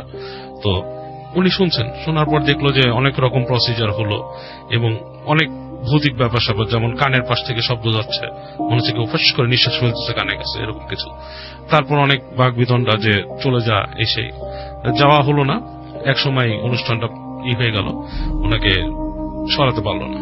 তো যার বাবা সে বলতেছে যে তুমি আপনাকে বলতেছে অনুষ্ঠান শেষ হলে যে আপনি কি বুঝলেন, আপনি কি বললেন যে কিছু বুঝিনি, আমি যেটা বুঝেছি যে আপনার ছেলে কোনো কিছু দ্বারা আসর করা, আপনারা যেটা বিশ্বাস করেন সেটা আপনাদের বিশ্বাস, ওই অন্য ভদ্রমহিলা যেটা আপনাকে বলেছে যে এটা কোনো আত্মার কাজ, আমার মতে কোন একটা এন্টিটির কাজ, কোন একটা শক্তি আছে আর কি, অশুভ শক্তি যেটা ওকে করছে, আমি আত্মা বলবো না বাট অশুভ শক্তি। তো যাই হোক, কিন্তু এইভাবে তো আমার পক্ষে সম্ভব না, আপনার এই প্রসিজারের মাধ্যমে আপনি আপনার ছেলেকে নিয়ে আসবেন, আমি দেখব। তো ওনার ছেলেকে উনি ওইভাবে তো ওনার বাসায় আনতে পারে না, তো ওই ভদ্রলোকে একবার যায় আমাদের বাসায়, যে ওনাকে কিছু প্রসিজার বলে যে আপনাকে এই এই জিনিসগুলো ফলো করতে হবে, আপনার ছেলেকে এইভাবে পরিষ্কার পরিচ্ছন্ন রাখতে হবে, এই ধরনের জিনিসগুলো করবেন না, এবং আমি তখন দেখব।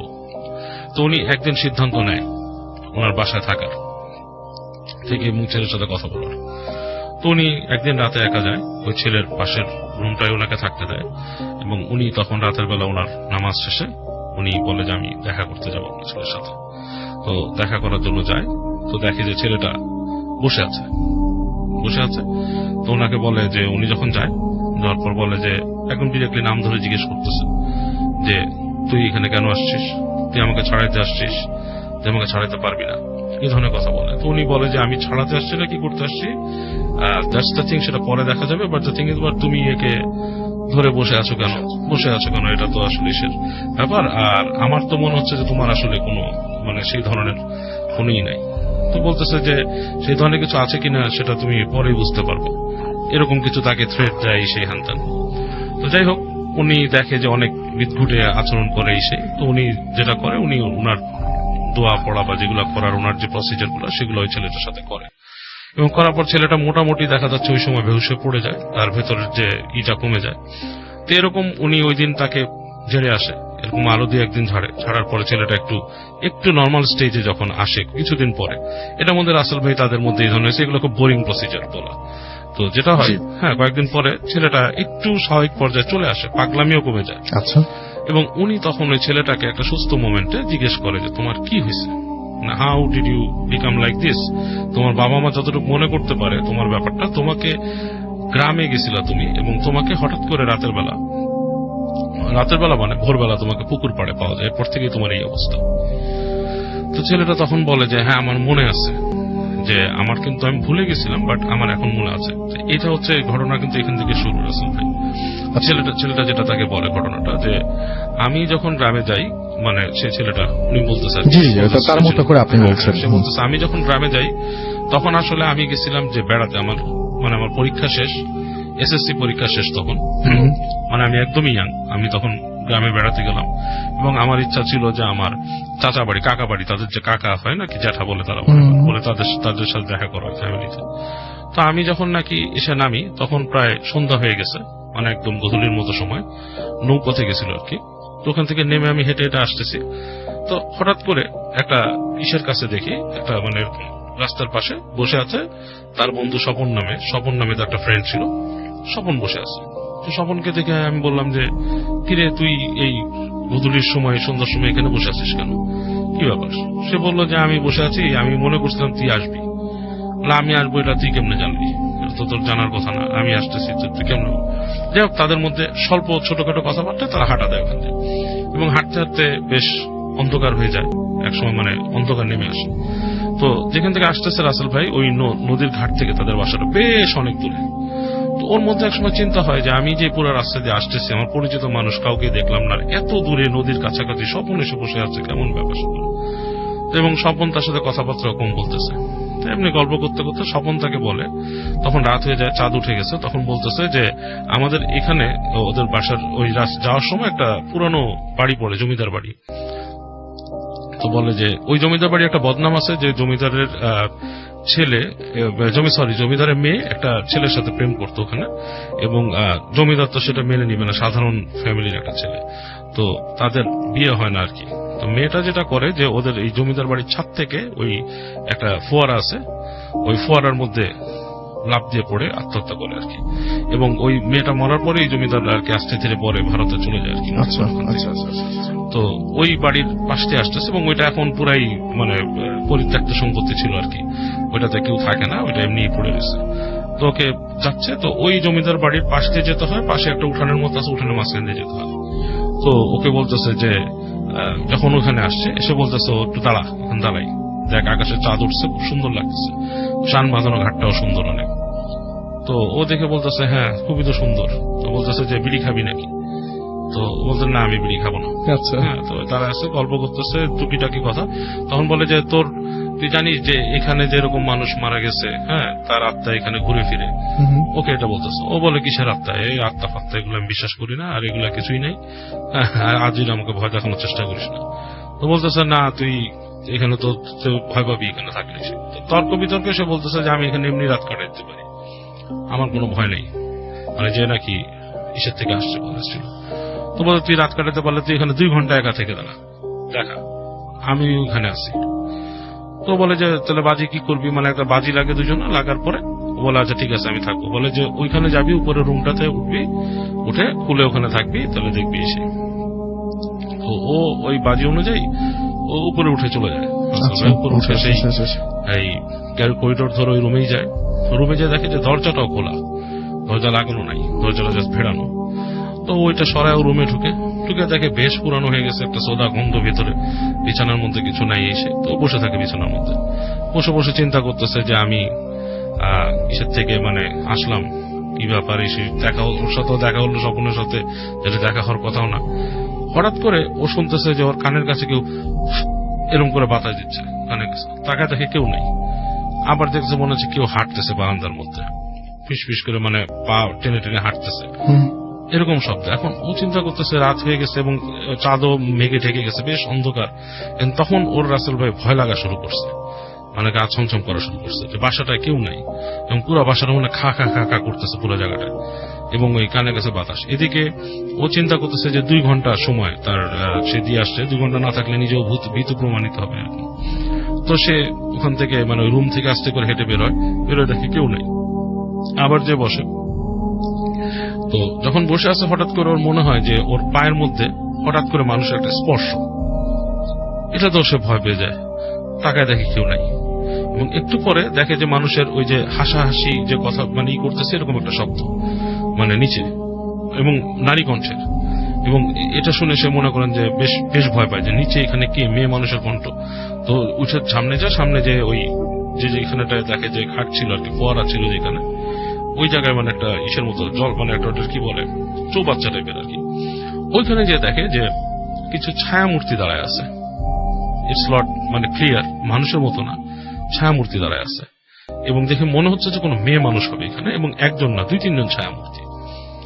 এটা দেখে ও খুবই ভয় পেয়ে যায় রাসেল ভাই। ও দৌড় দেয় ওখান থেকে, এবং দৌড় দিয়ে সিঁড়ি দিয়ে নামে, কোনো হাতছায়া পাছায় নামে পড়তে সে দৌড় দেয়, মানে পড়েও যায় আবার দৌড়ায়, এরকম করতে করতে সে দৌড়ায় যে দেখে বেশ অনেক দূর দৌড়ায় যায়, গ্রামের ওই পথ দিয়ে দৌড়াইতে থাকে সে। এবং ওর মাঝে মাঝে মনে হয় ঠিকই ওই হাসির শব্দটা আছে আশেপাশে, কানের কাছে হাসির শব্দ। দৌড় দিয়ে আস্তে দেখে যে পুকুরের পাড়ে ওর ফ্রেন্ডটা বসে আছে। তো বসে আছে পর দৌড় দিয়ে যায়, যে বলে যে এই ওট ধরে বলতেছে কেন, কি হচ্ছে, তুই ভয় পেয়েছিস? বলে যে হ্যাঁ। বলে কি দেখে ভয় পেয়েছিস? বলে যে এরকম আসছে। তো দেখো ওই ফ্রেন্ডটা হাসা শুরু করছে। হাসতে ফ্রেন্ডটা বলে যে তুই যদি জানতি যে এই পুকুরে আমারও চুবায় মারছে কয়েকদিন আগে। হ্যাঁ, এটা শোনার পর ওর গা সিরিয়াস কাটা দিয়ে ওঠে, এবং ও নাকি দেখে আমার নিজের গুজবাম্প হচ্ছে। তো ও যখন এই বন্ধুটাই কথা বলে, দেখতে পাচ্ছি এখনো মনে হয় আপনার আমার নিজেরই গুজবাম্প হচ্ছে, কারণ আমার নিজের তখনই গুজবাম্প হয়েছিল। তো ও যখন এটা শুনে, ও নাকি দেখে যে ওর যে বন্ধুটা, তার শরীর দিয়ে পানি পড়তেছে, পুরো সারা শরীর থেকে পানি পড়তেছে, এবং সে তার দিকে তাকায় আছে, এবং কেমন যেন একটা বিচিত্র একটা লুক দিয়ে তাকায় আছে, যে মানে কষ্ট নেওয়ার চেহারা এরকম একটা। এটা দেখে নাকি সে চিৎকার করে উঠে ওখানে পড়ে যায়, এবং তারপর থেকেই নাকি তার আর ওই স্মৃতির কিছুই মনে নেই, ভাষা কিছু জিনিস মনে পড়ে। তো ওই যে যিনি ওর চিকিৎসা করতেছিলেন, তিনি পরে দেখেন, উনি যেটা পরে বলেন যে যেটা হয়েছিল, এটা হচ্ছে ওনার পরে ভেঙে বলা জিনিস, যে ওই ছেলেটা, ওই যে তার যে সাথে যে ছেলেটাকে নিয়ে গেছিল, এটা ছিল মানে ওনার বিশ্বাসে, ওনার ধর্মীয় বিশ্বাস অনুযায়ী ওটা ছিল কারিন হচ্ছে আপনি বহুদিন আগে কিন্তু এই সম্পর্কে অনেক কিছু বলেছিলেন। প্রত্যেকটা মানুষের সাথেই তাদের কারিন থাকে, আমাদের ধর্মেও বলা আছে যে প্রত্যেকটা মানুষের সাথে একটা করে জিনের সাইন থাকে, এবং সেটা মানুষকে যত মানে তার রিপুর যে বাজে দিক কাজগুলো সেটাতে সাইন করে, মানে মানুষকে উদ্বুদ্ধ করে। এবং অনেকে সুইসাইড কমিট করলে তার সাথে যে কারিনটা আছে সেই বিভিন্ন জায়গায় ঘোরাফেরা করে এবং অনেক সময় মানুষকে দেখানোর চেষ্টা করে যে ওই মানুষটাই ওখানে ঘোরাফেরা করতেছে রাইট এবং সেটাতে মানুষ অনেক সময় মনে করে যে আত্মহত্যাকারীর আত্মা মনে হয় ঘুরতেছে। তো সেই কারিনটা নাকি ওকে বলছে যে ওই হুজুর যিনি বলছিলেন যে ওর সাথে শুধু একটা কারিন না, ওর সাথে 2টা কারিন ভর করেছিল এখানে ওর উপরে, এবং ওকে বেশ বাজেভাবে এগুলা উত্ত্যক্ত করত এবং ওকে ছেড়েও যেতে চায় না। তো সেই হুজুর তখন তিনি বললেন যে আসলে মানে প্রপার কিছু প্রসিজার ছাড়া তো পুরোপুরি রেমেডি দেওয়া সম্ভব না, তবে অ্যাজ এ হিউম্যান বিং উনি তাকে কিছু মানে আমল এবং এই বলে দেয় যেটা করলে সে মোটামুটি এটার থেকে দূরে থাকতে পারবে। তো বলে যে ওই ছেলেটা তখনও মানে বলছে যে তার পেছনে ওইটার একটা আপচাই থাকবেই, কিছুটা থেকেই যাবে, Effect থাকবে, Effect হ্যাঁ। থেকেই যাবে, যেহেতু Right. কারণ উনি পুরো চিকিৎসাটা করতে পারবে না। এবং বাবা এটা কি মানে মানে ক্ষতিকারক বলবেন তো আপনি নাকি? অবশ্যই অবশ্যই অবশ্যই ক্ষতিকারক। কারণ মানুষের এটা অনেকের যারা এই আসরের মধ্যে পড়ে যায়, জি। কারণ অনেকের কারিন কিন্তু রাসেল ভাই, এটা আমি শুনেছি জি। যে কারো কারিন আছে মানে এরকম কি কখনো হয় যে কারিন উপকার করে? উপকারকারী কারিন তো খুব যদি কোনো নেককার মানুষ হয় তারটা জি। হলেও হতে পারে, নট শিওর, কারণ হয়তো খুব নেককার মানুষের কারিনের কাজগুলোকে যেহেতু সবসময় সে ভালো কাজই করতেছে এবং he is into the very good thing এবং So, তিনি চলে যাবার পরেও তার কারিন তার হয়তো ভালো কাজ হয়তো করতে ভালো। পারে, হ্যাঁ, কিন্তু বাট সাধারণ মানুষের কারিন সাধারণত মানুষকে খারাপ জিনিসে উদ্বুদ্ধ করে সবসময়, রাইট। যে কোনো খারাপ জিনিসে। থ্যাংক ইউ ভেরি মাচ বাবা ভাই, welcome. আমরা আবারও আপনার কাছে আসবো।